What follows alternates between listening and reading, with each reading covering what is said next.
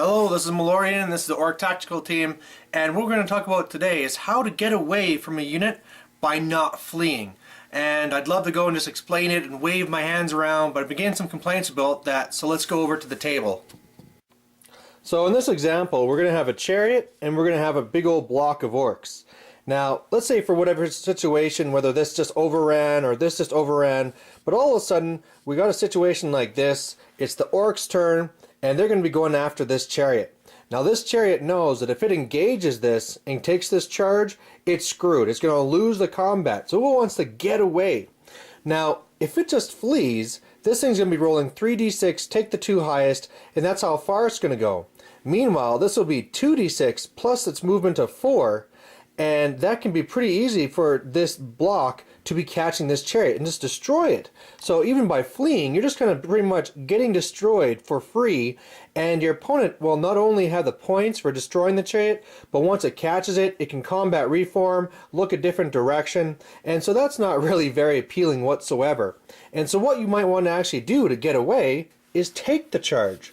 They're going to charge in, not do very much damage, and now when when it's time to run away, you're rolling 3d6, take the two highest, and they're just rolling 2d6. So all of a sudden, it's now in your advantage, and you should be able to get away. This unit didn't catch you. Good times. And I know you might be thinking, like, well, what's the use of this? What do you even get from this? Well, you got three things, I guess, really. One, you survived. You got away, and whereas before you could have just been con-destroyed, look, there's your chariot, it's alive.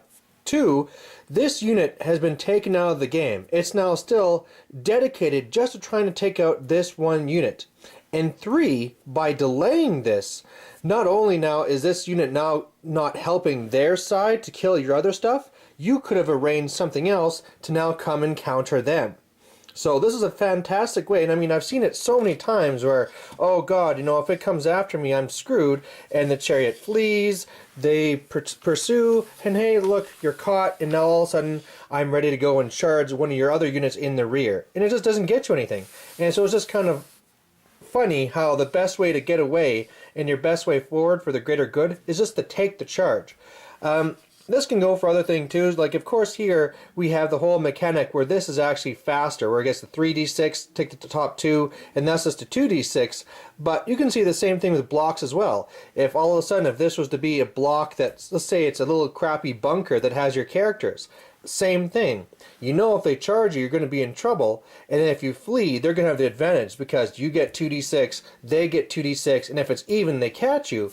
But that's still better than fleeing and saying, alright, 2d6, and they're going to be 2d6 plus their movement.